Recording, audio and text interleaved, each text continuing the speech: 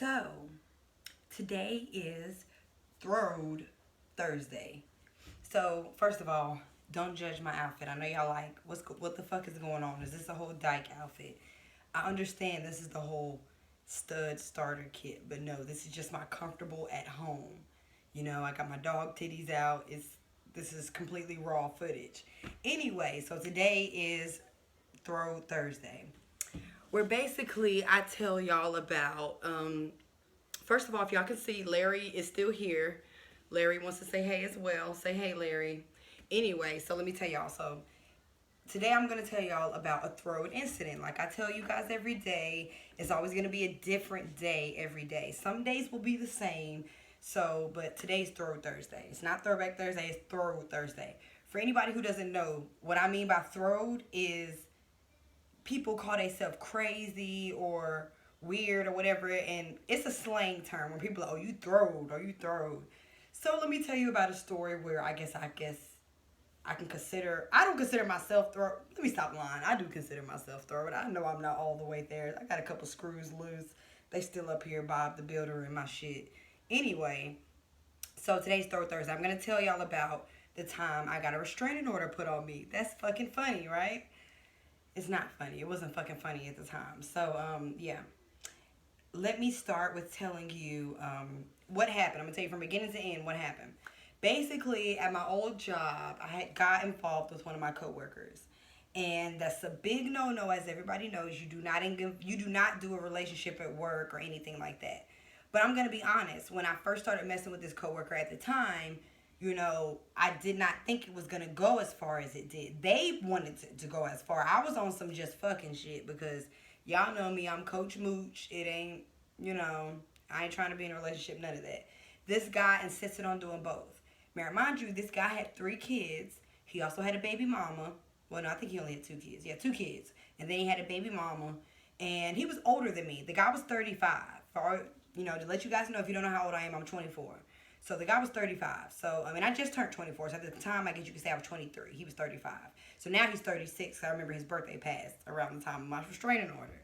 Anyway, so to let you guys know, I'm just going to, I don't use initials. I don't use names. I use initials. The initial for this guy name is D. Funny, right? And he had some good D. That's the way. He had some good, great D. But anyway, so me and the guy were talking for I want to say a good maybe 2 months. And I'm talking about on an everyday thing, guys, because this is when the pandemic first started. If you guys don't remember, the pandemic, the COVID-19 pandemic started around February of 2020. So me and this guy started messing around, I want to say February, because it was when the pandemic first hit. We weren't going into work like that because of the pandemic, so we were working from home. So that gave us more time to be, in home, calling out type shit, boot up, laid up and stuff. So anyway, we were boot up, laid up for about 2 months. And it was on some everyday shit, guys. And I don't know what's everyday to y'all, but everyday to me is every day. No exaggeration. It was every day. So what happened was one day, guys, the guy, I introduced him to my friend. My friend Jessica was on one of my shows already on my YouTube channel. You guys have known. She's the white girl. Her name is Jessica. She has a boyfriend named Will.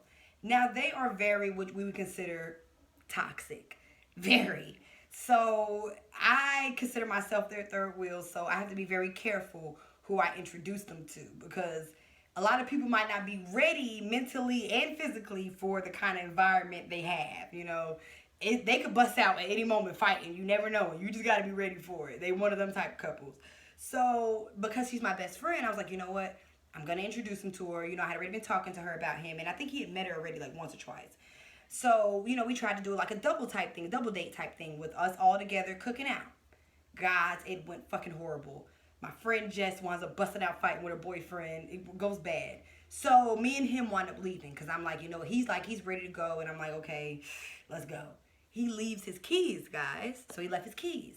So, after that, the next day, that same day, we go back to his house. We stay the night, Now, pause. When we go back to his house that same night, we stay the night in his house. Me and D. So next thing I know, we're sitting in the living room watching TV. He goes in the room to go to sleep. I'm still up. I don't know what it was with my sleeping pattern. I was just up. So I'm up. So I stayed in the living room to watch TV. because we were watching a show. He had put me on Insecure with Issa Rae. I fucking love her. He basically introduced me to her. I can't say that. So the Insecure show, I had never watched it, and I didn't have HBO, so that was the bright side about this hoe. I call him my hoe because he was one of my hoes. Anyway, so we were watching Insecure, so he wanted to go in the room to go to sleep. So he went in the room to go to sleep, guys. Like, I want to say 20 minutes later, he comes back out the room to come in the living room with me. So I'm like, okay, you know, maybe he just want to be laid up on me. Like 10 minutes later, he goes back in the room. So I'm like, what the fuck? So he goes back in the room. At this point, I already know what's up. You want me to come in the room with you. You want me to come lay down. I already done caught the vibe, you know. So I leave, go lay down in the room with him. You know, we have sex, do whatever. The next morning, I wake up. He's cleaning up, doing whatever, but he seems kind of agitated. So I'm trying to talk to him. Guys, you know when you... Ladies, guys, everybody. By guys, I'm meaning everybody. But anyway, you guys know when you feel tension. You know, because especially when it's thick enough to cut that shit with a knife. It's so cliche, but I had to say it that way. So, I'm like, I don't know what his problem is, but oh well. So I let him know, well, I'm going to go get your keys from Jessica's house. Because remember, he left them over at her house the day before. So I'm like, I'm going to go get your keys from Jessica's house. So I go over to Jessica's house to get his keys. When I go to get his keys, me and Jessica start talking. You know, at the time I was still smoking. So, you know, I smoked with her. You know, we wound up falling asleep for her. And I know that's some cliche, like, non-true shit. Like, oh, you fell asleep. But I did. I was at my friend's house. I'm comfortable. Me and him didn't have anything planned for the day. He already seemed agitated. And he was cleaning up when I left. So, you know, I seem it's no rush to get back. So, anyway, so he's texting me, blowing my phone up, guys. Like, where are you at? Can you bring me my keys? Da-da-da-da-da. So I'm like, okay, I'll bring you your keys. So, guys, I come to bring him his keys. By this time, it's like 8 something at night. I bring him his keys. He's like, guys, this is exactly what happened. He opens the door to his house. I give him his keys.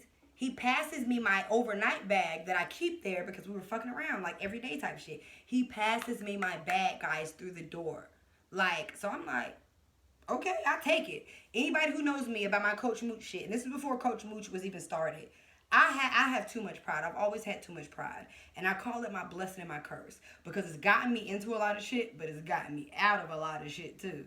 So my pride is like at an all-time high. Worse than any man's, I promise.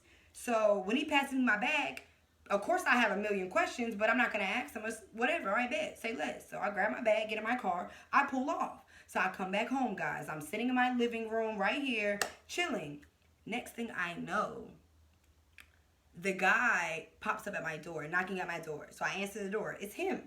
So I'm like, what's up? So he's like, I just wanted to tell you I'm sorry. So I let him come in. We sit down. So he's like, I just wanted to tell you I'm sorry, da-da-da-da-da. So I'm like, okay, you know, da-da-da, you know, I don't know what's up. So he can, guys, I have to, like, squat for this. He confesses to me that he's upset because he tried to go. Remember, guys, when I told you I went into the room? After I went into the room, apparently he tried to go through my phone. So, and I have a code on my phone, but he already knew the code, but I guess he forgot it because it's my daughter's birthday. So, he's like, well, I thought we were talking about no passcodes on the phone, and I tried to go through your phone and it didn't work. So I show him right then and there, guys, because at the time, I'm going to be real.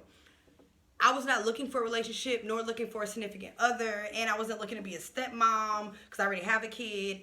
But I'm not going to lie, I did like this guy at the time. So, you know, I was really wanting to show him I'm not on no bullshit. I like you. I'm only fucking with you. So I don't know what your issue is. Just to really on some pride shit for it to show him that he was wrong. So I opened my phone right then and there, guys, and give it to him. I'm like, what are you talking about? You had the code wrong. So I show him the code. He had it wrong. So that was his whole issue. He thought I changed my password, and I didn't. So I give him the phone. He's like, oh, my God, I feel so stupid. I'm like, no, it's okay. It's okay. Guys, guys, listen to me. No exaggeration. I kid you not, guys. I'm in the middle of, Larry, am I exaggerating? Tell him. Okay, so I kid you not, guys. I'm in the middle of talking to this guy like how I'm talking to you. He gets up and walks out of my house door. In the middle of me speaking, like in the middle of that sentence, it's like as if you guys just clicked off the video. So I'm thinking like, damn, maybe he left something outside or in the car. I don't know. Because it was out of nowhere, guys. He was mid-sentence and got up and walked out. So I'm like, okay. All right. I don't know what that was about. So I wait. I'm going to be real. I sat there because I'm like, maybe he dropped something outside, you know?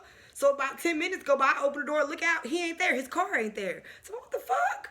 Did this nigga just get up in the middle of our conversation and bounce after we just squashed the shit? So I'm calling him, guys. Calling him, texting him, blowing him up. He's not answering.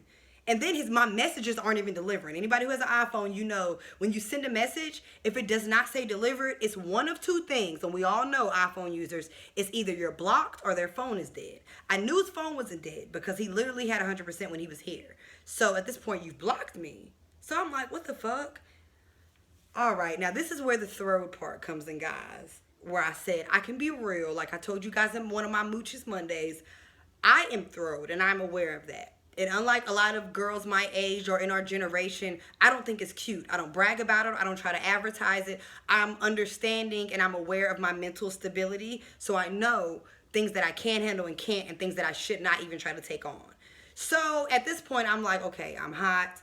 I'm mad. I need to watch my mouth. I don't need to say nothing crazy. So I'm blowing his phone up. Not saying nothing crazy at the time. Guys, 3 days go by. May I remind you, I left this part out too. We have keys to each other's house. I have a key to his house. He has a key to mine.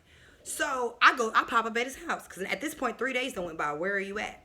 So I pop up at his house to come get my shit at this point because I'm done with you. You ignored me, walked out on a conversation. I want my shit back. So guys, I go to his house. His car is parked on the side of the house rather than in front of it like usual. Because the driveway is on the front, not on the side. So he had to park in the grass. And it kind of resembled like he was trying to hide his car. So I'm like, what the hell? So I'm like, what if he got a bitch in here? I'm already on some shit. Like, if he got a bitch in here, it's him, it's whatever. I'm not tripping. I just want my shit out of his house. So I use my key. He's then added a top lock. No, he didn't change the locks, guys, but he added a top lock. So at this point, I don't know if you guys know the city I'm from. The city I'm from is, I'm not going to say it's a very low budget city, but all I'm going to say is I was able to push his door open with my hip, and I weigh 118 on the dot, soaking wet. So it wasn't that hard to push his door open. So I'm bouncing it with my hip like a little, the door pops open off the hinges. So I'm like, oh shit, oh well, fuck it. Let me get my shit and bounce. Fuck him, you know? So I go in the house, get all my personal belongings, and I bounce. Also, what I'm going to tell you guys is this as well. So the guy is a painter, right? He paints. I'm not even going to flex. He's a legit painter. Like, he's like that. He's good as fuck at what he does. So when we were talking, he painted a painting of me. So because he was so like that, I told him, I said, you know what? Paint it with your fingers. I was just fucking around. He really painted it with his fingers. So I'm going to show you the painting, guys. Shit, I just unplugged my whole ring light. Don't even mind that, guys. Look, don't even mind that shit. Don't even mind it. Anyway, let me show you the painting. So this is the painting, guys. This is me. This is actually me. No, my ass is not that big. He definitely gave me a lot of credit. But this is the painting or whatever, right, guys? This is the painting. It looks fucking amazing, right? So he painted that for me. So when me and him, you know, got on bad terms and like kind of ended it, when I went in his house to get my belongings, I got the painting too. Because it's a naked painting of me. Like, duh, I want it. So, you know, and it was in his fucking living room. Like, dude, you have kids. Why the fuck would you even put that in your living room? Anyway, so I take the painting. Fast forward. Next thing I know, like 2 days go by. At this point, I'm not even gonna lie, guys, because I know y'all like, what the hell is what's going on? I did say some throw shit to him. I'm not gonna lie. I did say some crazy shit that was worth the restraining order. I did. Because, okay, I'm going to be honest. I'm going to let you guys in on a secret because this is my show. And I like to be honest with you guys so you can know all Mooch, all of me. And because it is Throat Thursday, I want you to know how throwed I am. I'm not bragging. What I'm about to say, guys, I'm not bragging about it. And no, it is not okay. And I regret it. I do. But before I say it, let me tell you this. This is my issue. People like to address your reaction to a trigger, but don't never want to address the trigger itself. So, the trigger itself was, one, him ghosting me. Two, you just up and bouncing in the middle of a conversation. I took that highly disrespectful. And third, you trying to change the locks with my belongings in your house still and not even letting me know. So, at this point, you know, I was hot. Guys, I go on his Instagram page because I'm stalking him at this point because I'm like, what the fuck is up? What did I do? Guys, he's at the fucking beach. So at this point, I'm hot. I'm 38 hot because I'm like, oh, so not only did you ignore me, walk at my house, you just bounced to the beach without what? Then, not only that, this is what makes it more juicier, guys. Me and him me and him and my friends Jessica and Will, the couple I told you about, was planning a group trip to Miami. I gave him my money, the D guy, the one I was fucking with. I gave him my money for the trip just so he could hold it so I wouldn't spend it. So now, of course, you got to think what's in my head, guys. You're at the fucking beach with my money that I gave you and you're ignoring me? And you change your locks with my shit inside? So I'm hot at this point. So I'm not going to lie. I said some very, very, very wrong shit to him. I did. So the guy had opened up to me. When me and him were still talking, he did open up to me about how when he was younger, he was molested by someone. He did. And, you know, I opened up to him about, you know, things from my past. So I'm not going to lie, because I am I like to call myself, the tongue is very dangerous. And I've always known I had a gift of breaking people down. I do not like to brag about it, but I do like to warn people. I am that person. You don't want to get in a word war with me. You don't, I promise. Because I have gloves are off with me when it comes to an argument. So don't come for me if I didn't send for you, period. So anyway, I said some very fucked up shit, guys. To let you know how fucked up what I said, I'm going to tell you exactly what I said so you can know how fucked up it was. Because you're probably thinking, you didn't say nothing that bad. I did. To the point where I had to pray about it. And when I tell you what it is, y'all are going to be like, yeah, bitch, you wrong. So I told him, I said, well, I hope you get in a car accident, your car catches on fire while your kids are in there, and the motherfucker that rapes you rapes your kids while you're forced to watch while the car's on fire. So that's pretty fucked up. That's pretty real fucked up. So, you know, at the time I was mad, guys. I'm sorry. But I was so fucking pissed at the time. Anyway, so that happened. After that, I'm not gonna lie, 2 days passed. I'm a little drunk at the time, so I'm with my girls. Y'all know how they go, drunk dialing. You know, drunk texting, Chris Brown, you know what they say. So I call the guy. Remind you guys, a whole week has went by. He's not answering me, has me blocked, all that shit. I call him. He happens to pick up. The first thing I say on my phone is, what's wrong? What's wrong? Why are you coming over or what? That's exactly what I said because I'm drunk. I don't know what to say. I just said some stupid shit. So he's like, no, I'm not gonna come over, but the police are. So I'm like, the police? Why? What did I do? He's like, a restraining order. He's like, I'm pressing charges for breaking and entering. At this point in that message, I could have begged for him back and all that. But my pride was at an all-time high because it was like, nigga, you did me wrong. And you got the nerve to want to say I'm in the wrong for coming to get my shit back when you tried to change the locks so I could keep my shit in there. So what? You thought you was going to go to the beach with your little fling and then come back to me? Nah. So at that point, I'm hot. So guess what I tell him? Well, how did I break in somewhere I have a key to, sir? I'm confused. You gave me a key. So at that point, I think it really pissed him off. So the very next thing he said, guess what? Because remember I told you we work together, guys. The very next thing he says is, well, let's see how HR likes this restraining order. Oh, so you want to be fucking petty and bring it to our job. Okay, bet. So I don't know if he ever did tell HR. I don't know. But I do know I was in good with one of the ladies in HR. So I went on ahead and called her. Literally, the same time he's texting me. It's late at night, guys. I called the lady that I'm cool with. Like, hey, I'm just letting you know, drunk and all, guys. I call her. Like, we were on the phone for like 2-3 hours. So I call her, like, her name is S. So I call her like, yo, I'm just letting you know, me and D got into it. We were dating, messing around. Nobody on campus knows. But whatever happened, I want you to know because he's threatening to take it to HR, and I don't want to lose my job over this. So she's like, you know, don't worry about it. And she confessed to me that she also was talking to this guy in the past. So I'm like, oh, he failed to tell me that, but it doesn't matter. So she's like, yeah, so I'll let her know what happened, that he ghosted me, and she winds up having a similar situation. So we're bonding on the phone and all that. So long story short, basically fast forward after that situation, the court date is set. So do you know this motherfucker literally had them deliver the papers to me on my daughter's birthday. Full live party happening outside, kids and all, and 2 police officers, sheriffs, walk up to serve me a restraining order. Not only do you know how embarrassing that was, but the level of hate and animosity I had at that moment was through the fucking roof.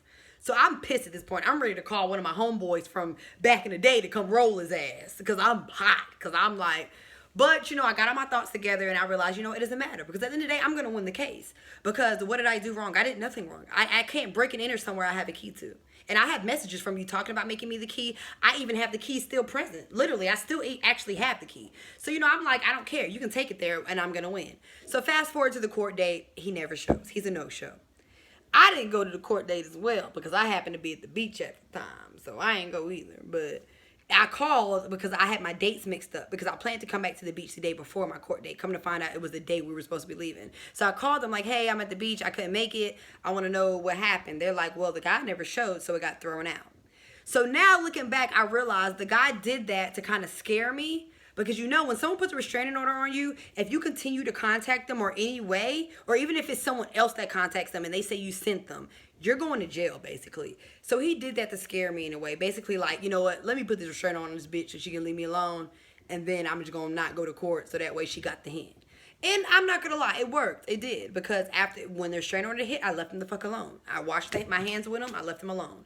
Even though we still have to kind of work together, but luckily the pandemic had just hit, so everything was virtual. We didn't even have to go on campus. So when we had Zoom meetings, he was on there, but it took everything in me to not be petty, but I didn't. But so yeah, so I wound up cutting the guy off. Never spoke to him again. Never. So that was the last of that. So that was definitely a throwed moment. It definitely was. So do I regret it? No, I don't. Because that's why I always tell people, you don't fuck with people because you don't know what they're capable of. You don't know what people have been through. You don't know what's going on in their mental. You do not do that. If you know your intentions with someone is not pure, leave them the fuck alone. Like, that's why I don't feel bad. And that's my biggest thing that I love to say. People love talking about what your reaction to the trigger is, but nobody ever wants to talk about the fucking trigger itself. Like, so we're not going to address how this nigga ghosted me, got at me all of my feelings, met my child, I met his children, we exchanged keys to each other's establishments, we worked together, spent 2 months back to back every day together, and then you ghost me. No one's going to address how that was wrong, but y'all are going to address how I got in the house and got all my shit out. You see what I'm saying? So yeah, I'm a little throwed. I'm aware of that. But I'm working on it. I'm working on it. Like I said, that shit's not cute, and I'm aware of that. I'm working on it. But that's the step. Acknowledging that you have a problem, and then moving on. So I feel like I'm past step 1. I've been knew I had a problem. I'm kind of past step 2, which I feel like is, what do you need to do to fix it? What is the next step? What is actually bothering you? What are you going to do to fix it? So at this point, I realize, what am I going to do to fix it? I'm not going to play into things that I know. So that's why a lot of people consider me strong, but in a way, I consider it weak, because it's like I know my mental state, so I know I cannot handle that situation, so I know it's best I don't get involved with the situation. So a lot of people look at it as strength, but in reality, it's kind of a weakness in a way. But in a way, it is strength. The strength to be able to withhold from some toxic shit is very strong, I think. So yeah. So yeah, that was my Throwed Thursday. So yeah, I haven't got no more restraining orders on me besides that. It's my own one and only restraining order. So, yeah. Yeah, so won't happen again. That's why I'm going to be single forever. And I'm okay with it because I get to keep all my money to myself. I'm not having no more kids. I'm not getting married. I'll just have sex partners forever, for life. I love myself and Coach Mooch. Don't you agree, Larry? Look, Larry agrees. He agrees. Larry's the only man in my life. All right, bye guys. I'll see you tomorrow. Tomorrow's Friday. So what's tomorrow gonna be? I don't know. We'll pick something.